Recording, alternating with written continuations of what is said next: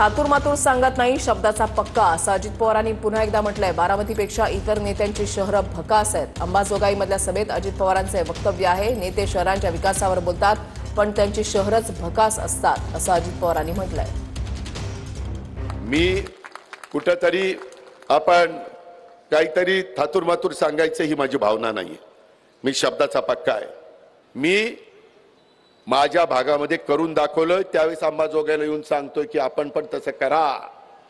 बरेच पुढारी येतात, सांगतात असं केलं पाहिजे, तसं केलं पाहिजे, आणि त्यांची शहरं एकदम घाण भिकार असतात, बकालपाडा असतो तिथं। गोरेगाव पूर्व भागामध्ये बिबट्याचा संचार पाहायला मिळालेला आहे। मुंबईमध्ये सुद्धा आता बिबट्याची दहशत जी आहे ती पाहायला मिळते। लोकांमध्ये भीतीचं वातावरण या ठिकाणी पसरलेलं आहे। बिबट्याचा वावर जो आहे तो कॅमेरामध्ये कैद झालाय। न्यू दिंडोशी रॉयल हिल्स सोसायटीमधील बिबट्याचा वावर कॅमेरामध्ये कैद झालाय। या भागामध्ये संरक्षण जाळ्या बसवण्यात आलेल्या होत्या, मात्र या जाळ्या ओलांडून बिबट्या सोसायटीमध्ये येत आहे, त्यामुळे लोकांमध्ये भीतीचं आणि असुरक्षिततेचं वातावरण आहे। तर मुंबईमध्ये बिबट्याचे संभाव्य हल्ले रोखण्यासाठी आमदार सुनील प्रभू यांनी वनमंत्री गणेश नाईक यांना पत्र लिहिलेलं आहे। शेतकऱ्याचा मुलगा मुख्यमंत्री झाला हे काहींना पचलं नाही, असं शिंदेंनी म्हटलंय। उपमुख्यमंत्री शिंदेंची उद्धव ठाकरेंवर टीका आहे। त्यांना अजूनही जळजळ मळमळ होतीये, या शब्दात शिंदेंनी टीका केली आहे। एक सर्वसामान्य कुटुंबातला एकनाथ शिंदे शाखा प्रमुख ते राज्याचा मुख्यमंत्री झाला, हे देखील काही लोकांना पटलं नाही, हजम झालं नाही। पोटदुखी अजून सुरू आहे, जळजळ मळमळ सुरू आहे। मी खास बाळासाहेब ठाकरे आपला दवाखाना पण राज्यभर सुरू केलाय, मुंबईत खूप सुरू केले, 250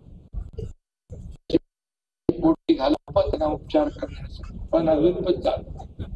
त्यांना आता जमाल घोटा तुम्हीच दिला पाहिजे। धारावीमध्ये जवळपास 70,000 मतदारांचे एका वॉर्डमधून दुसऱ्या वॉर्डमध्ये स्थलांतर, असं वर्षा गायकवाडांचं म्हणणं आहे। निवडणूक आयोगानं जारी केलेल्या मतदार यादीमध्ये हा प्रकार उघड झाल्याचं वर्षा गायकवाडांनी म्हटलंय। ही फक्त झालेली छोटी चूक नाही, कारण मतदारांना भौगोलिकदृष्ट्या जवळ नसलेल्या वॉर्डमध्ये हलवलेलं आहे, असा आक्षेप वर्षा गायकवाडांनी घेतलाय। संपूर्ण मुंबईमध्ये मतदार यादीमध्ये किती गोंधळ झालाय ते यातून स्पष्ट होत असल्याचं वर्षा गायकवाडांचं म्हणणं आहे। गुंड निलेश घायवळवर कोथरूडमध्ये आणखी एक गुन्हा दाखल करण्यात आलाय। खंडणी मागितल्याप्रकरणी निलेश घायवळ, सचिन घायवळसह टोळीतील इतर सदस्यांवर गुन्हा दाखल झालाय। व्यावसायिकाच्या डोक्याला पिस्तूल लावून घायवळनं धमकी दिल्याचा आरोप आहे। निलेश घायवळसह भाऊ सचिन घायवळवरही याच प्रकरणी गुन्हा दाखल करण्यात आलाय। राज्यात आपली सत्ता असून तिजोरीच्या चाव्या आपल्याच हातात आहेत, असं वक्तव्य राज्य महिला आयोगाच्या अध्यक्षा रुपाली चाकणकर यांनी केलंय। मत तुमचं, मात्र निधी आमचा असेल, असं वक्तव्यही चाकणकर यांनी केलंय। सोलापूरच्या कुर्डुवाडीतील जाहीर सभेत त्या बोलत होत्या।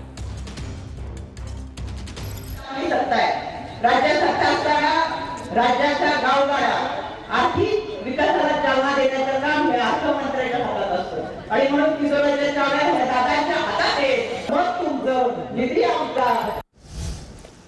तर तुमच्या हातात चाव्या असल्या तरी तिजोरीचा मालक आमच्याकडे आहे, असं चंद्रकांत पाटील यांनी म्हटलंय। तिजोरीच्या चाव्या कुणाकडे असल्या तरी त्यांच्यावर मुख्यमंत्री असतात, असंही चंद्रकांत पाटील यांनी म्हटलंय। विरोधक प्रचारात म्हणतील आमच्याकडे तिजोरीच्या चाव्या आहेत, असं वक्तव्य चंद्रकांत पाटील यांनी केलंय। तिजोरीचा मालक आपल्याकडे असल्यानं विकासाची काळजी करू नका, कोल्हापूरच्या मुरगुडमध्ये प्रचार सभेदरम्यान चंद्रकांत पाटील यांनी हे वक्तव्य केलंय। 4 वर्ष अजून हे सरकार असल्यामुळे, तिजोरीची किल्ली आपल्याकडे असल्यामुळे, ती आणखी कोणाकडे जरी असली तरी त्याच्यावर मुख्यमंत्री असल्यामुळे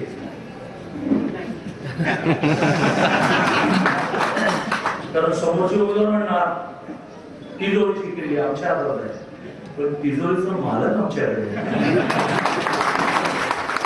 मुंबईत आता भटक्या श्वानांना खाद्य घालण्यास बंदी करण्यात आली आहे। भटक्या श्वानांना खाद्य दिल्यास दंड आकारला जाणार आहे। नगरविकास विभागानं हे आदेश जारी केलेत। लहान मुलं, नागरिकांवरील हल्ले टाळण्यासाठीच शासनाकडून ही खबरदारी घेतली जाते। श्वानांच्या संख्येवर नियंत्रण आणण्यासाठी सरकारकडून कठोर पावलं उचलली जात आहेत। पिंपरी चिंचवडच्या प्रारूप मतदार यादीवर भाजपनं आक्षेप घेतलाय। भाजपकडून महापालिकेत प्रारूप यादी संदर्भात निवेदन देण्यात आलंय। भाजप आमदार अमित गोरखे यांच्याकडून पालिकेला निवेदन देण्यात आलंय। युतीचा निर्णय आमचे वरिष्ठ नेते घेत असतात, पण जिथं कमळ तिथं 100 का 120 पार होणार, हा इतिहास तुम्ही संपूर्ण भारतामध्ये बघताय. UPच्या इलेक्शनमध्ये, बिहारच्या इलेक्शनमध्ये आता काय झालं. त्यामुळं आम्हाला 100 पार, जिथं कमळ तिथं 100 पार होत असते. युतीचा निर्णय हा वरती होईल, पण आम्ही आमचा नारा स्पष्ट दिलेला आहे. यावेळी